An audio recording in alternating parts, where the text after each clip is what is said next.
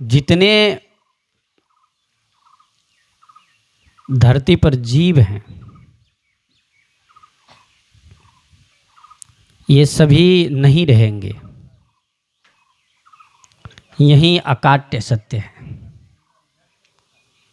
हम भी नहीं रहेंगे। मंच पर बैठे सभी ये सब भी नहीं रहेंगे।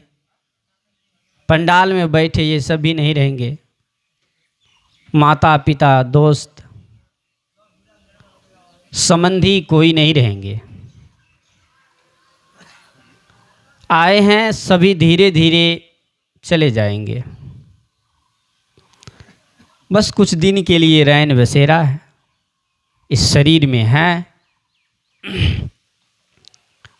और व्यवहार कर रहे हैं। हम सभी प्रायः ऐसे बोलते रहते हैं, जो धन संपत्ति के पीछे, स्त्री पुत्र इत्यादि के पीछे हम दौड़ते हैं। इधर नहीं दौड़ना चाहिए। तो करना क्या चाहिए? यदि हम सभी मूल चीज़ों को देखें, किसी भी बीमारी का दवाई के लिए पहले जांच की ज़रूरत है।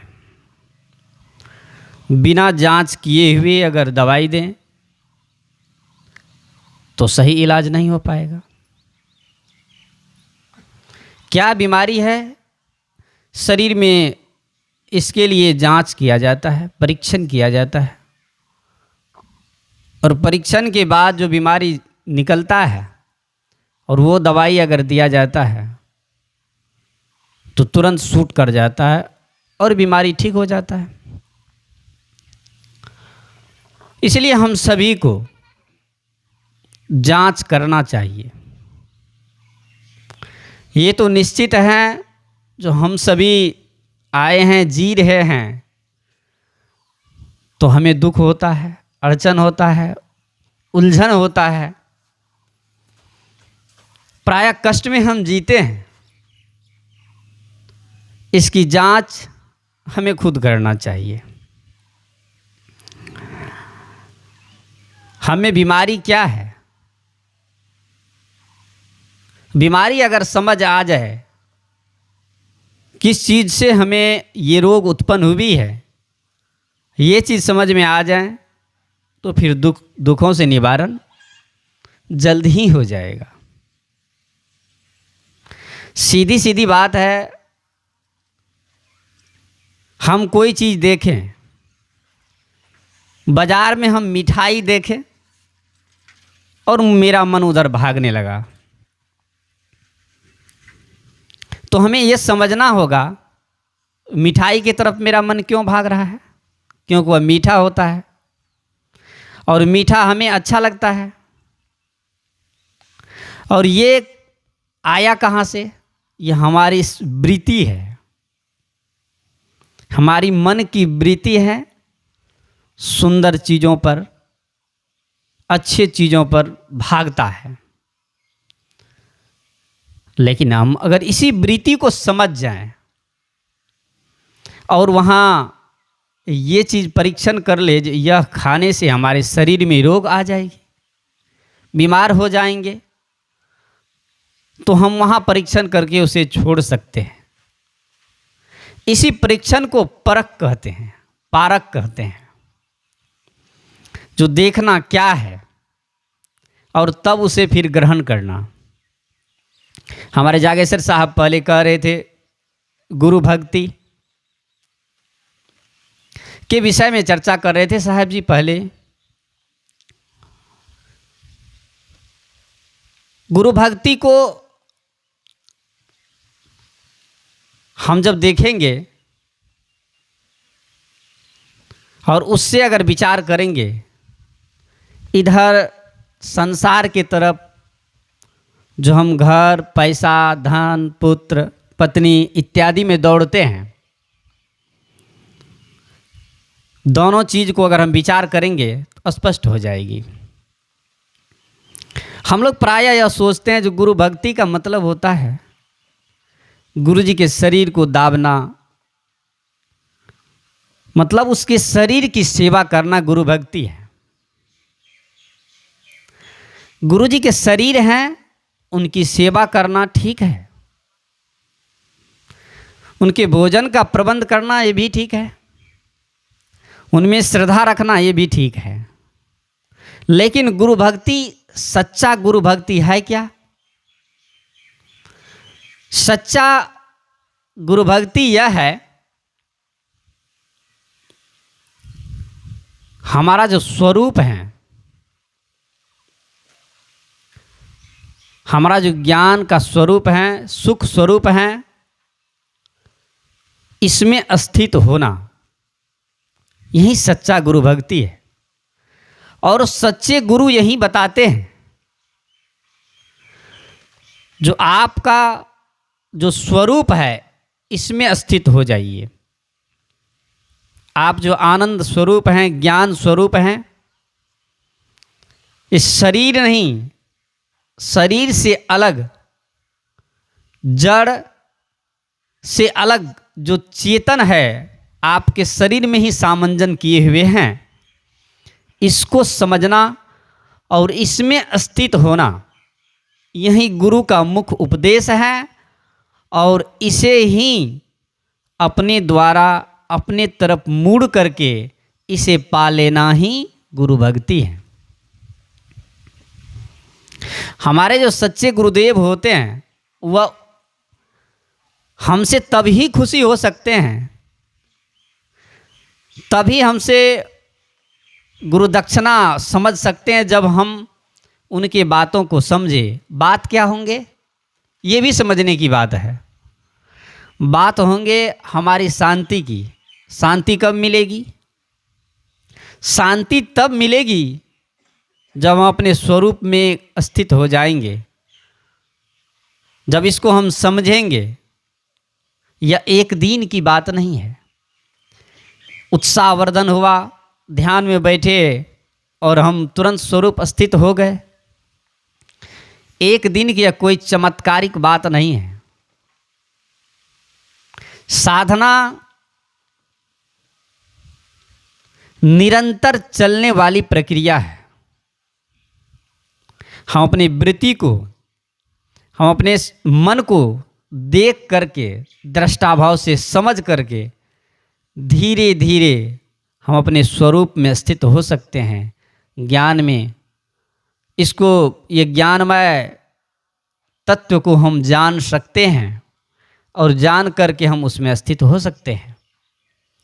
जब हम इसमें स्थित हो जाएंगे, हमारा शरीर का भाव तत्क्षण खत्म हो जाएगी। और शरीर भाव खत्म हो गया, जब शरीर ही मेरा नहीं रहा, मकान मेरा रहेगी क्या? पत्नी मेरी रहेगी क्या? माता रहेगी, पिता रहेंगे, समाज के लोग रहेंगे क्या? अब हमेशा यह है जो हमेशा इसी स्थिति में लोग नहीं रह सकते हैं। हम कहेंगे हमेशा समाधि में ही लीन रहे, व्यवहार नहीं करे, भोजन न करे। साधनामय का मतलब होता है, हमारे कबीर साहब का जो सिद्धांत है ये मध्यम वर्गीय है।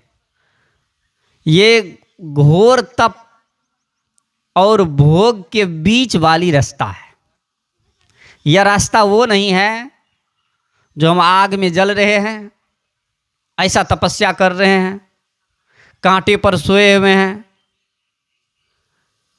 ठंड के महीना में हम जल समाधि लिए हुए हैं, जल में बैठे हुए हैं, यह नहीं है। और परिपूर्ण रूप से भोग में डूबा हुआ है, यह भी नहीं है।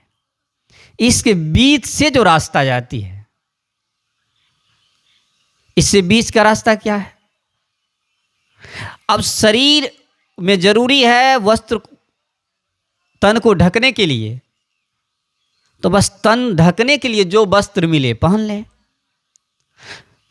शरीर को बचाए रखने के लिए भोजन की जरूरत है, जितना भोजन मिले जिससे शरीर रह सके, भोजन कर लें। अब यह नहीं कि हम उपास रहें, भूखे प्यासे रहे, वो तप है, वो साधना नहीं है। साधना हमारे मन में जो विकार है इनको छोड़ करके अपने स्वरूप में स्थित हो जाने की प्रक्रिया, यही साधना है। और जब हम स्वरूप में स्थित हो जाएं, यही समाधि है। इसका प्रारंभिक प्रक्रिया ध्यान है। अब ध्यान कुछ समय के लिए आंख बंद करके, ये ध्यान परिपूर्ण ध्यान नहीं है, यह प्रारंभिक ध्यान अभ्यास है जिससे मन को हम एकाग्र कर सकते हैं। इसके बाद हर क्षण ध्यान में रहना होगा। चलते बैठते, भोजन करते वक्त, सोते वक्त भी हमें ध्यान में रहना होगा। हमें सजग रहना होगा, हमें देखना होगा, हमें दृष्टा भाव अपनाना होगा। जब हम देखने लगेंगे, किसको देखना है? अपने आप को देखना, अपने मन को देखना है। हमारे मन की वृत्ति क्या है, हमारे मन किस तरह से विषय में भाग रहे हैं, किस तरह से भोग में भाग रहे हैं, किस तरह से संबंधियों में कहाँ कहाँ भाग रहा है, सिर्फ इसको देखना है। और देखना है, परखना है, और जो ग्रहण करने वाले शब्द हो, जो ग्रहण करने वाले चीज़ हैं, उसे लेना है। अब ग्रहण करने वाले चीज़ क्या है? जीवन निर्वाह के लिए भोजन, थोड़ा मिल जाए सहज भाव से खा ले, कुछ कपड़ा मिल जाए शरीर ढक लें, घर मिल जाए वहाँ आवास कर लें, इसे ग्रहण कर लेना है। अच्छे शब्द मिले, वैराग्य प्रद शब्द मिले, उसे ग्रहण कर लेना है। त्याग की भावना वाले शब्द मिले, उसे ग्रहण कर लेना है। अब त्याग कैसा करना है, यहाँ भी समझने योग्य बातें हैं। जो हमारी गलत वृत्ति है, जो हमारी मन की गलत विकार हैं, इसको त्यागना है। हाँ, गलत संगति को भी त्यागना है। गलत संगत वाले लोग हैं, भोगी लोग हैं, उससे भी हमें दूर रहना होगा। अब दूर रहने का मतलब ये नहीं बहुत दूर चले जाएं। अब जो जहां है वहां रहना ही होगा। उससे दूर हो जाना,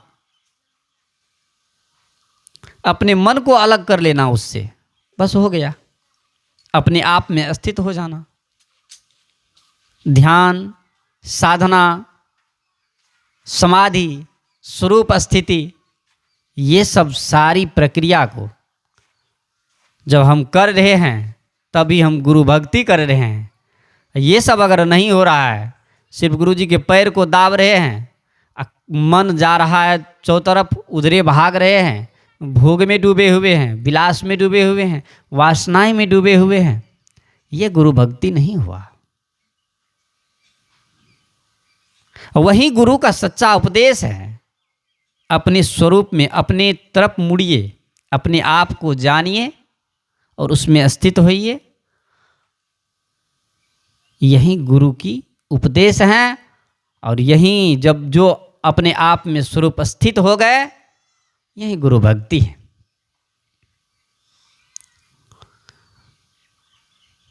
समझने योग्य बात है। जब हम ध्यान नहीं देते हैं तो किसी तरह जी लेते हैं, जीवन की धाराएं चल रही है, बेहोश अवस्था में जी रहे हैं। कोई वासना में बेहोश हैं, कोई अभिमान में बेहोश हैं, कोई भोग में बेहोश हैं। हर तरह की नशा है। जब नशा करते हैं वहाँ बेहोशी में हो जाते हैं, होश में नहीं रह पाते हैं। इसीलिए हम जो करते हैं उसे स्वीकार करना होगा, तभी हम होश में रह पाएंगे। और स्वीकार करके हम मन से देखें जो हमें क्या कष्ट देती है, जो चीज़ हमें दुख दे रहा है उसे हमें त्यागना है। और जो स्वरूप सुख स्वरूप है इसे हमें पकड़ना है। धीरे धीरे निरंतर ये प्रक्रिया करते रहेंगे, सुख का अनुभव होता रहेगा, यही साधना की पद्धति है, यही गुरु भक्ति है। कुछ शब्द मैं आप लोगों के बीच कहा, इन्हीं शब्दों के साथ मैं फिर से माता साहेब को श्रद्धांजलि अर्पित करता हूँ और अपने वाणी में विराम देता हूँ। बोलिए सद्गुरुदेव की जय।